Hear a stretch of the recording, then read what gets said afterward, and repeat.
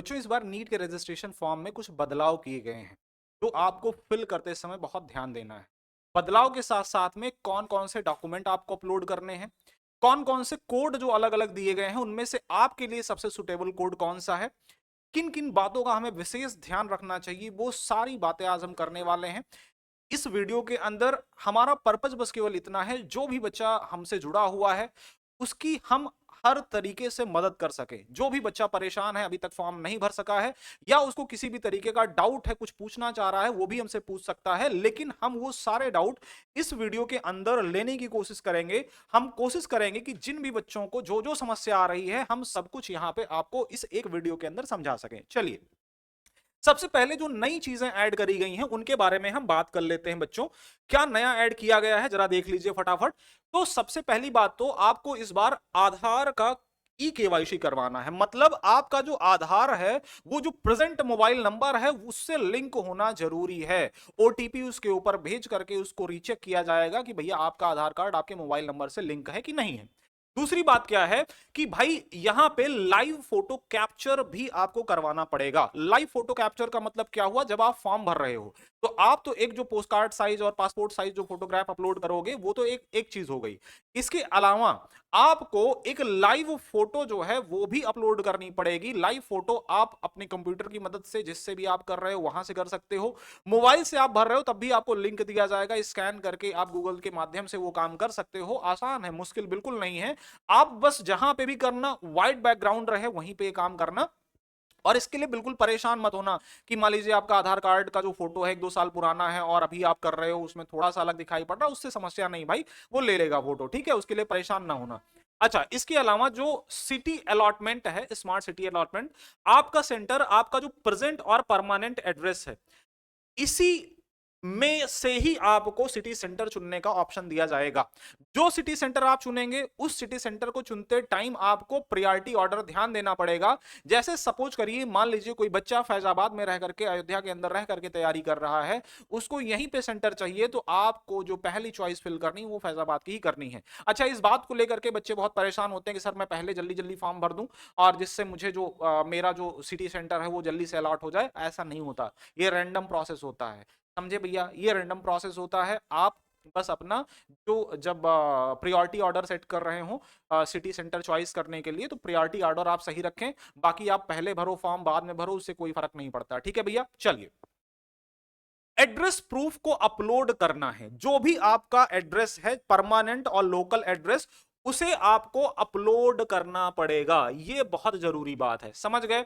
ये बहुत जरूरी चीज है, ये नया है बिल्कुल आपके लिए। जैसे ये नया था, ये नया था, ये भी बिल्कुल नई चीज है कि इस बार आपको परमानेंट और जो लोकल एड्रेस है, अगर आपका परमानेंट लोकल एड्रेस दोनों सेम है, मान लीजिए कोई फैजाबाद का बच्चा फैजाबाद में ही रह के तैयारी कर रहा है, उसको यहीं पे सेंटर चाहिए, तो उसको दोनों एड्रेस सेम रखना है, उसके लिए कोई समस्या नहीं है, उसको वो अपलोड करना पड़ेगा। मान लीजिए कोई अंबेडकर नगर का बच्चा, गोंडा का बच्चा, बस्ती का बच्चा, आजमगढ़ का बच्चा, सुल्तानपुर का बच्चा यहां पे रह के तैयारी कर रहा है, उसको वो फिल करना है, तो भाई मतलब यहां का सेंटर फिल करना है और उसका परमानेंट एड्रेस वहां का है, तो आपको दोनों की कॉपी जो है अपलोड करनी पड़ेगी। कहां पे, आपके जब फॉर्म भर रहे हो तो फॉर्म के साथ में। चलिए, अब कौन कौन से सर डॉक्यूमेंट लगने वाले हैं, एक बार जल्दी से आप चेकलिस्ट उनकी बता देते तो मजा आ जाता। चलो हम बता देते हैं भैया। पहला तो पासपोर्ट साइज का फोटोग्राफ आपका होना चाहिए। पासपोर्ट साइज का फोटोग्राफ आपका इसी साल का होना चाहिए, 1 जनवरी या उसके बाद का होना चाहिए। अगर आपका जो फोटो है उसके अंदर नेम और डेट मेंशन है तो टू गुड है, बहुत अच्छा है। नहीं है तब भी बहुत परेशान नहीं होना है, लेकिन अगर है तो अच्छी बात है, समझ गए। फोटो में नेम और डेट अगर रहे तो अच्छी बात है, नहीं है तब भी कोई समस्या नहीं है। आपको अपलोड करना है पासपोर्ट साइज का, जो रेशियो बताया जाएगा उसी रेशियो में अपलोड करना है। जो फोटो होगा 80% फेस विजिबिलिटी के साथ में व्हाइट बैकग्राउंड वाला फोटो होना चाहिए। ऐसे ही पोस्ट कार्ड साइज का भी फोटोग्राफ होगा। सिग्नेचर जो अपलोड करना है बच्चे, सिग्नेचर आप अपना सादे पेज पे करने के बाद में आप उसको स्कैन करके इस साइज के अंदर अपलोड करना है आपको, समझ गए। सिग्नेचर कैसे करना है, आपको जो भी आपका सिग्नेचर है उस सिग्नेचर को व्हाइट पेपर के ऊपर, सादे पेपर के ऊपर करने के बाद में उसका स्कैन करने के बाद में फिर उसको इसी साइज के अंदर अपलोड करना है। फिंगर जो प्रिंट लेनी है आपको, फिंगरप्रिंट कैसे लेनी है बच्चे जरा समझिए। फिंगरप्रिंट में बच्चे गलतियां करते हैं, मत करना गलती। क्या करना है, आप इंक पैड लो, इंक पैड में राइट हैंड लेफ्ट हैंड दोनों की उंगलियों को आप छाप लीजिए। उसके बाद में सादे पेपर पे एकदम सफाई के साथ में नीचे आप राइट लिख लीजिएगा, एक तरफ लेफ्ट लिख लीजिएगा, समझ गए। उसके ऊपर राइट वाले के ऊपर राइट वाले थंब की उंगलियां, लेफ्ट वाले के ऊपर लेफ्ट वाले थंब की उंगलियां। पहले उंगलियों का निशान लगा लीजिएगा, फिर उसके नीचे बाद में थंब का इंप्रेशन डाल दीजिएगा। उसके बाद में इन सबको एक साथ एक ही पेपर के ऊपर आपको करना, अलग अलग पेपर नहीं लेना, एक ही पेपर के ऊपर 10 उंगलियां आपकी छपेंगी, उंगलियां अंगूठा पूरा छपेंगे। उसके बाद में फिर उनको स्कैन करके आपको पीडीएफ फॉर्मेट के अंदर, है ना, जेपीजी फॉर्मेट में आपको अपलोड कर देना है। इसके बाद में क्लास 10th का सर्टिफिकेट, जो कि सबसे जरूरी डॉक्यूमेंट है आपका बच्चे। क्यों? क्योंकि इसके अंदर जो जो इंफॉर्मेशन है, आपका जो नाम इसके अंदर लिखा है, जो आपकी डेट ऑफ बर्थ है, जो फादर की का नाम है, जो मदर का नेम है, वो सब कुछ एज इट इज यही वाला आपको लिखना है। फॉर्म भरते वक्त, रजिस्ट्रेशन करते वक्त सब कुछ यही वाली इंफॉर्मेशन देनी जो इसके अंदर है। एड्रेस प्रूफ इस बार आपको अपलोड करना है, जैसे हमने कहा नई चीज है, तो इस बार आपको प्रेजेंट और परमानेंट, प्रेजेंट का मतलब लोकल एड्रेस, प्रेजेंट का मतलब भाई लोकल एड्रेस से है, लोकल और परमानेंट दोनों ही एड्रेस का प्रूफ आपको फाइल बना करके अपलोड करना है। कैटेगरी सर्टिफिकेट भी अपलोड करना है। कैटेगरी सर्टिफिकेट में ईडब्ल्यूएस और ओबीसी ये दोनों बच्चे हैं, ये ध्यान रखेंगे। क्या ध्यान रखेंगे, आपका जो कैटेगरी सर्टिफिकेट है विद इन 1 ईयर होना चाहिए, समझ गए। एससी एसटी पीडब्ल्यूडी का जो बच्चा है, इसके लिए कोई समस्या नहीं है, इसका जो कैटेगरी सर्टिफिकेट है ये मान्य होता है, इसकी कोई ड्यूरेशन नहीं होती। ठीक है भाई, चलिए आगे चलते हैं। इसके बाद में आपको जो क्वालिफिकेशन कोड वाली जो बात हमें बतानी है, क्योंकि बच्चे इसमें बहुत कंफ्यूज हैं। क्वालिफिकेशन कोड सर कौन सा हम फिल करें, इसको लेकर के बच्चे बहुत परेशान रहते हैं। मैं आपको एकदम सिंपल भाषा में आपको समझाने जा रहा हूं। जो भी बच्चा नीट का फॉर्म भरने जा रहा है, इसके बाद में आपकी कंफ्यूजन नहीं होगी, दूर हो जाएगी। देखिए, सबसे पहले कोड 1 उन बच्चों के लिए जो 12th अपियरिंग बच्चा है, किसी भी बोर्ड से हो आप, कोई फर्क नहीं पड़ता। आप अगर 12th अपियरिंग है, कोड 1 डालिएगा। कोड 2 उन बच्चों के लिए है, कोड 2 उन बच्चों के लिए है जो ड्रॉपर है, मतलब 25 में किया है, 12th अपना 24 में किया है, 23 में किया है, 22 में किया है, 21 में किया, 20 में किया, उसके पहले वाला कोई फर्क नहीं पड़ता। मिनिमम एज है नीट के अंदर, मैक्सिमम कोई एज नहीं है। 60 साल का इंसान भी पेपर दे सकता है नीट का, भैया समझे। हाँ मैं सही बोल रहा हूँ, कोई एज कैप नहीं है इसमें। ठीक है, मिनिमम एज है, मैक्सिमम एज कैप है ही नहीं इसमें।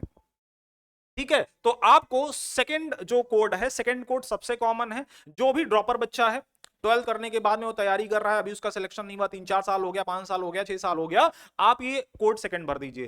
थर्ड वाला किसके लिए है, थर्ड जो कर्नाटका के बच्चे हैं उनके लिए केवल है। जो कर्नाटका का बच्चा है उसको कोड थर्ड भरना है।